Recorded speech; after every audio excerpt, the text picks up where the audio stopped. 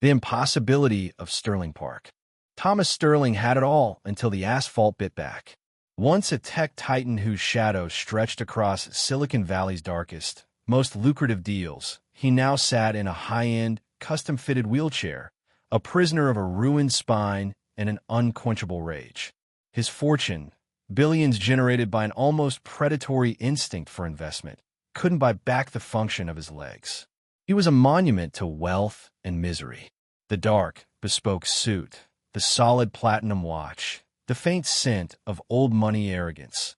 None of it hid the tremor in his hands or the caustic bitterness that seemed to have permanently etched itself onto his face. The world still deferred to him, yet he saw the pity, the silent judgment, in the eyes of his doctors, his staff, even his estranged wife. His money, which he had always wielded like a divine right, now felt like a heavy, glittering chain. Every morning, he ordered his driver to take him to Sterling Park, the sprawling, manicured green space in the heart of Manhattan Beach, Los Angeles, ironically named after his own pioneering grandfather. There, beneath the ancient coastal oaks, he would sit and stew, silently damning a universe that had dared to introduce chaos into his perfectly controlled life. That's where he first saw the boy. He was a small figure, perhaps 7 years old, a dark silhouette against the brutal California sun. The boy's attire was a tapestry of poverty, an off-white t-shirt several washes past its prime, tucked into olive green trousers patched with so many different materials it looked less like clothing and more like a geography of need. A small, gray, drawstring pouch hung from his waist. His arms were folded, his stance still and unyielding, and his eyes, they were the most unsettling part. They held no fear, no outstretched hand, no begging request, only a deep, unnerving certainty. Thomas squinted at the child. "What?" He snapped, his voice a low, gravelly rasp. "Need something, kid?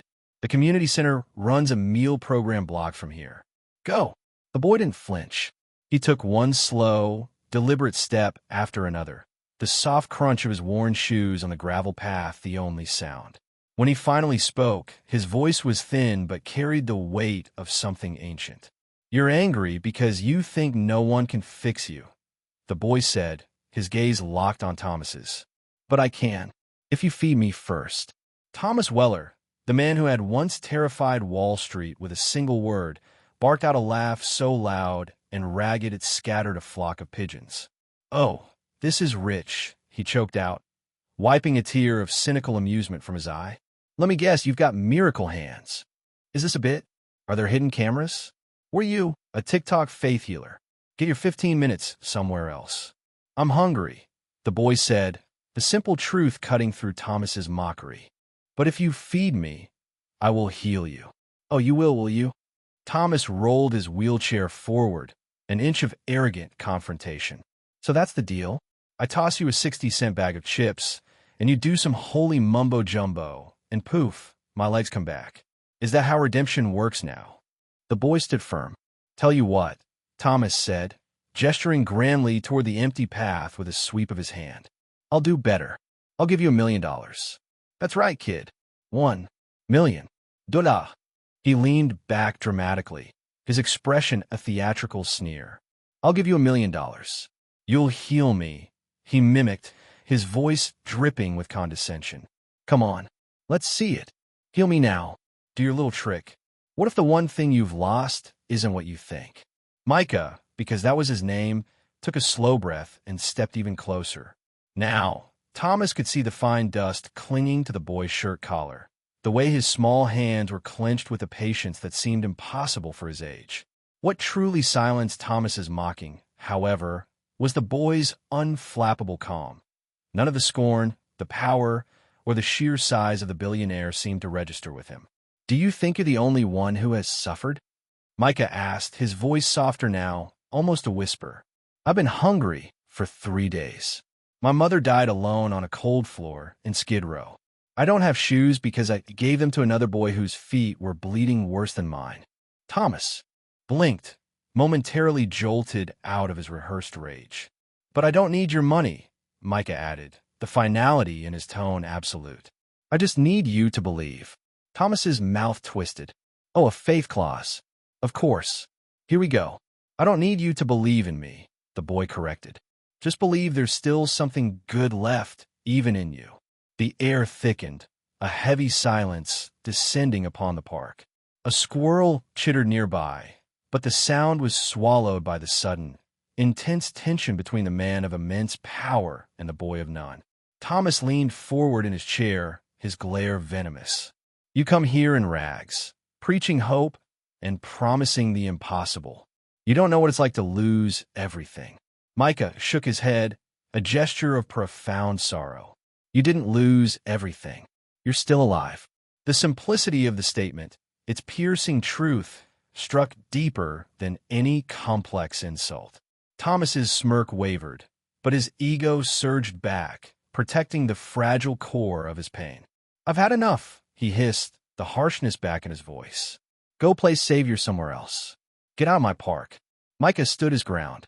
He reached into his small pouch, pulled out nothing, and simply extended his hand, palm up, as if offering an invisible, vital gift. Thomas burst into a final, mocking laugh, the sound grating. You think that's going to work?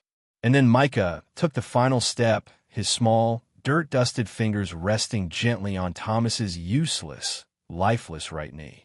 Thomas's laughter was instantly severed. A tremor, a jolt, a deep, internal tingle, a sensation he hadn't felt in the 3 long years since the accident. His hand, which had been clutching the wheel in amusement, now shook with a nascent terror. This isn't real. The tingling intensified, evolving into a wave of warmth that spread up from his calf and into his thigh, like a quiet electrical current flowing through a circuit that had long been dead. He jolted back in the chair, his breath catching in a gasp. What did you? Micah simply looked up at him, not with pride, not with the arrogance of a magician, but with quiet, unwavering conviction. Thomas's heart slammed against his ribs. He gripped his knee hard. It was real. He could feel sensation, movement, something alive. His body, after years of stillness, was responding. Micah slowly withdrew his hand. It's not me, he whispered. It's him, the one you stopped believing could move in your world. Thomas stared at the boy as if he were a phantom, his voice a cracked plea. This is a trick, a setup. There's no way this is real. The confusion building inside him gave way to a deeper, more profound sense of fear and shame. Micah didn't argue. He took a step back, folding his arms again. You asked for healing, but you don't want to be whole. You want control. You want answers without surrender. Thomas's lips parted, but no sound came out. Do you know why no doctor could help you? Why your millions couldn't fix you? Micah continued, his eyes now seeming to hold the memory of every life Thomas had trampled. Because this was never about your legs. Thomas's eyes burned with sudden, fierce dread. Then what was it about? You used to crush people just to get ahead.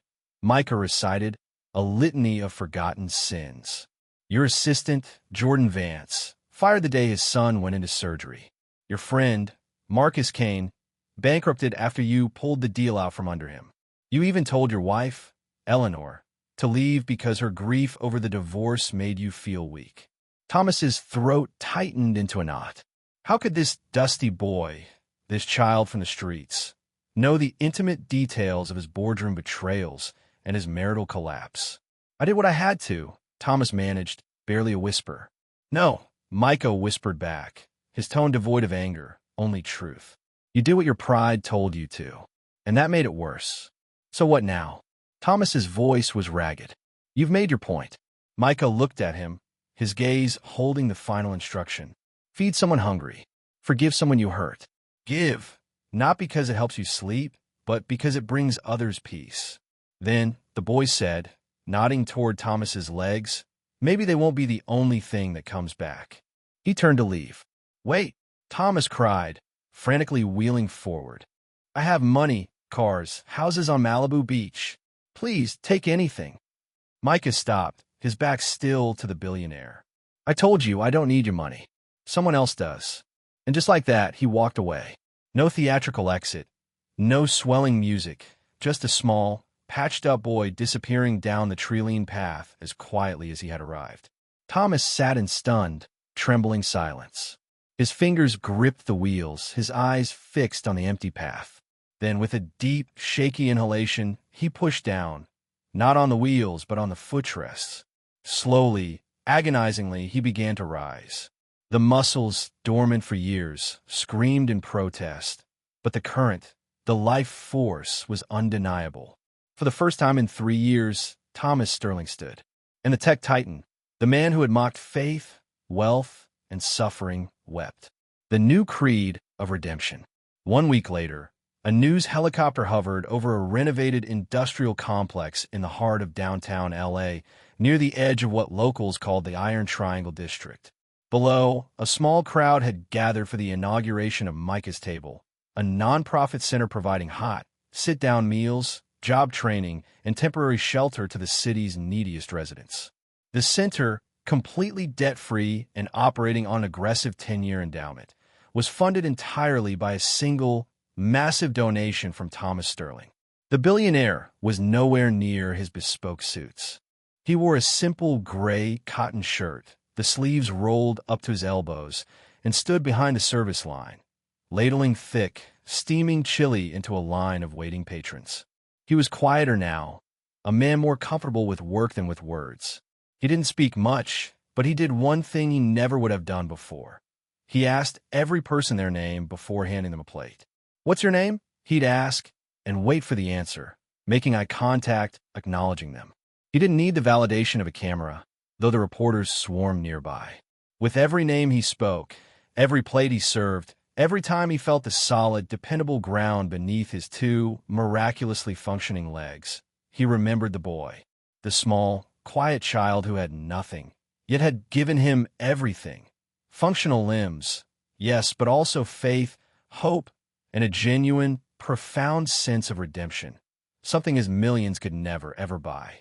The new titan of tech was finding his true investment, a second chance.